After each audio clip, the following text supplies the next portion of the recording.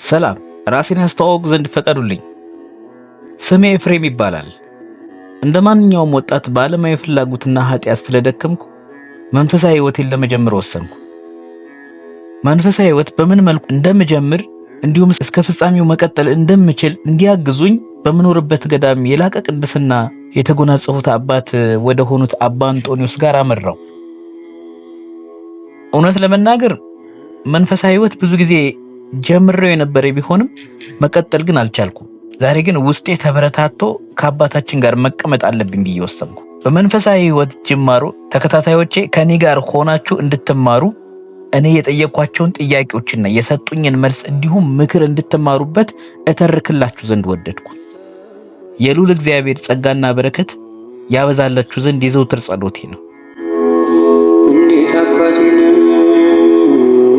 አባቴ እንዴት ኖት? የጌታችን ጸጋ ካንተ ጋር ይሁን ልጄ ኤፍሬም።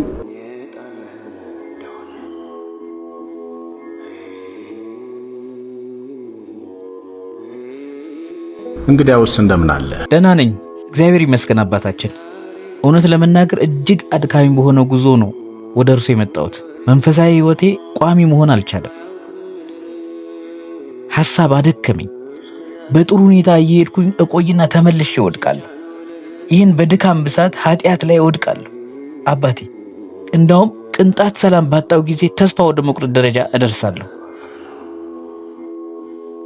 ልጄ ይሄማ የሰው ሁሉ ባህሪ እኮ ነው። የሁሉ ባህሪ ነው። እኔ ልጅ እንዴ አባቴ፣ መውደቅ ባህሪ ነው? ውስጤ ሰላም አለማግኘት ባህሪ ነው? ትዕቢትና ሰውን ማታለል እንዴት ባህሪ ሊሆን ይችላል? አየህ ልጄ፣ የሰው ልጅ በኃጢአት ከወደቀና ክፉና ደጉን ከሚያሳውቀው ዛፍ ከበላ ጊዜ ጀምሮ ክፉ በውስጡ ተገኝቷል።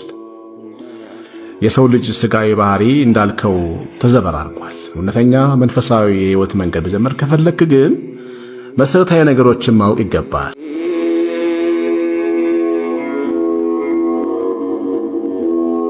ሰማይ ልጄ ኤፍሬም፣ በመንፈሳዊ ሕይወት 3 መሠረታዊ መርሆች ወይም ሐሳቦች እንዳሉ ማወቅ አለብህ። መንፈሳዊ ሕይወት በቀጣይነት የሚጓዝ መንገድ እንጂ አንድ እርምጃ አይደለም።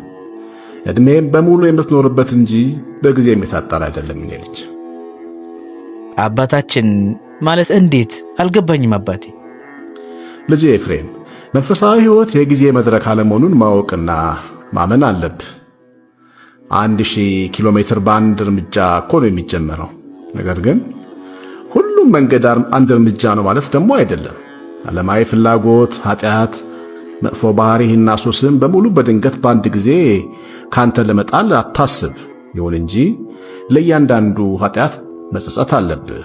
ለኃጢአትህ የራሱ ያልሆነ ስም አትስጠው። ከተሳሳትኩ ተሳስቻለሁ በል። ኃጢአተኛ ስለሆንክ ጌታችን መድኃኒታችን ክርስቶስን እንደ መጣሪያ አስታውሰህ መንፈሳዊ ሕይወትንም ጀምር። በሂደት ብትወድቅም ተስፋ ሳትቆርጥ ተነስ። ስትወድቅ እኔ የማረባ ሰው ነኝ ወይም ተስፋ የለኝም የሚል ደካማ ስሜት አይኑርህ። ተስፋም መቁረጥ የለብም። ተጠንቀቅ። ተስፋን ሰንቀህ መኖር ይገባሃል የኔ ልጅ። ምንም እንኳ ምሳሌያዊ ቢሆንም አንድ ታሪክ ልንገርህ የኔ ልጅ። ካገባ 12 ዓመት የሆነውና ልጅ ያልወለደ ናሆም የሚባል ወጣት ነበር። ወንድሙ ጳውሎስ ጋር ሄዶ ሊያማክረው ይጀምራል። ወንድሜ ጳውሎስ ካገባው 12 ዓመት ሆኖኛል። ይሁን እንጂ እስካሁን ልጅ አልወለድኩ። አምላካችን ሁሉን ቻይ ነው ወንድሜ፣ ፍላጎትህን ይፈጽምልሃል። አይዞ፣ ሁሌም በእግዚአብሔር እጅ ነው። እኔና ባለቤቴ በቁጥር ብዛት ያላቸው ዶክተሮች ዘንድ ብንሄድም ብዙ ብርበራ ብናካሄድም መድኃኒት ብንወስድም ምንም ለውጥ አላገኘንም። ጠንቋዮች ዘንድ እንድንሄድ ልቤ ይገፋፋኛል። እንዴ ቅዳሴን አስቀድሰን ቅዱስ ቁርባኑን እንቆርባለን። ሁሉን የሚችል ጌታችን ኢየሱስ ክርስቶስንም እንለምናለን። የብርሃን እመቤት በሆነችው በእናታችን ቅድስት ድንግል ማርያም ስምም እንጠይቃለን። እመነኝ፣ ኢየሱስ ክርስቶስ ፍላጎታችንን እንደሚፈጽምልን እተማመናለሁ። ያኔውኑ ናሆም ወደ ገዳም በመሄድ በእምነት ጸለየ። ኦ አምላኬ መድኃኒቴ ኢየሱስ ክርስቶስ ሆይ እኔ ኃጢአተኛ ሰው ነኝ፣ ጸጋህን ለመቀበል የሚገባኝ አይደለሁም። ከአንተ በቀር ሌላ ስለሌለኝ እባክህ እርዳኝ። ልቤ ተሰብሮ እስከ ደጅ ሰላም ደርሻለሁ። የቅዱሳንን ጸሎት ተቀብለህ የአብርሃምን ልጅ ስጠኝ። ኢየሱስ ክርስቶስ ስም የተባረከ ይሁን። ለሐናና ሳሙኤል እናት የመለስክላትን ያህል ለእኔ መልስልኝ። ልቤ እንደተሰበረ አትተወኝ።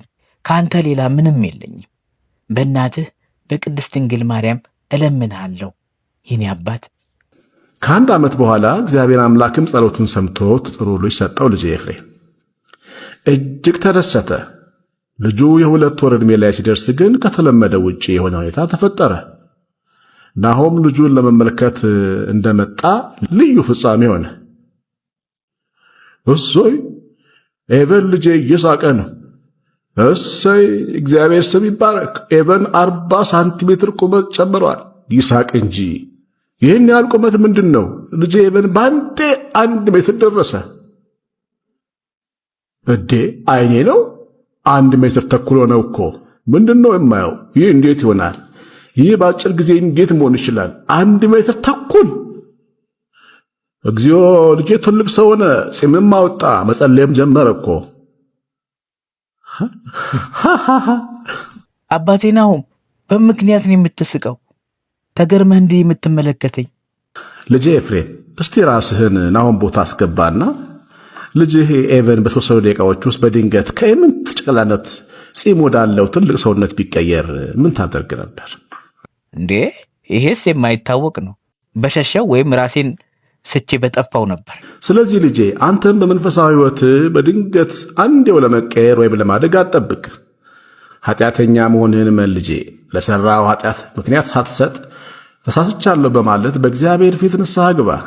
ሁሉም በጊዜውና በሰዓቱ ይመጣል። በዓይን ጥቅሻ ውስጥ ቅዱስ ለመሆን አትጠብቅ። አባቴ ዘመኔን በሙሉ በኃጢአት ደክማለሁ ማለት ነው?